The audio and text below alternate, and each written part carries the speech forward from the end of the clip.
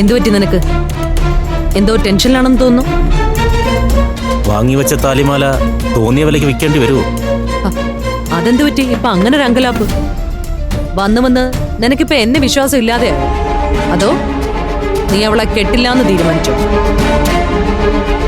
അതിന് ഞാൻ മരിക്കണം.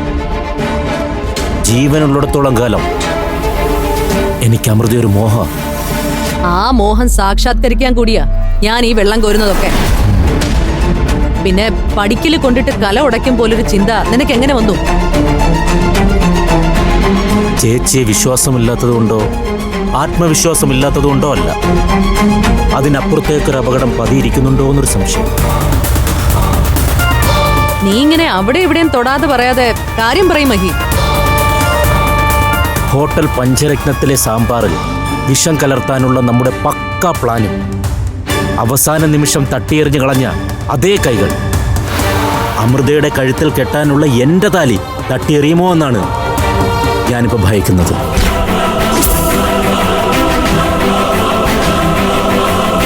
അഭിമന്യു, അവനാണ് എന്റെ അസ്വസ്ഥത. ഇതാണ് നിന്റെ കുഴപ്പം.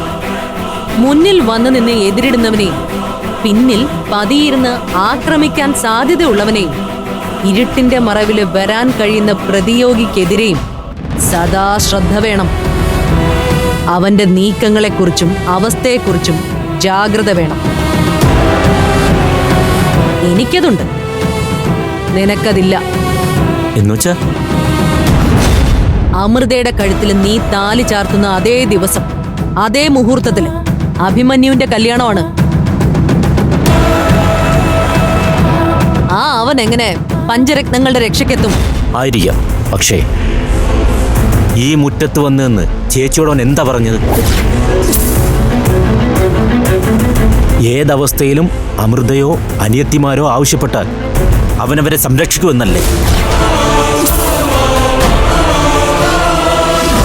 ഒരാവശ്യം വന്ന പഞ്ചരത്നത്തിൽ ഉണ്ടാവും ഞാൻ. അവർക്കൊരാളായിട്ട്, കാവലാളായിട്ട്. അങ്ങനെ പറഞ്ഞവന് പഞ്ചരത്നങ്ങളെ സഹായിക്കാൻ സ്വന്തം കല്യാണം ഒരു തടസ്സമാണോ? ശത്രുക്കളോട് ചേച്ചിക്കുള്ളതുപോലുള്ളൊരു ജാഗ്രത അവര് തിരിച്ചും കാണിക്കില്ലെന്ന് എങ്ങനെ പറയാൻ പറ്റും?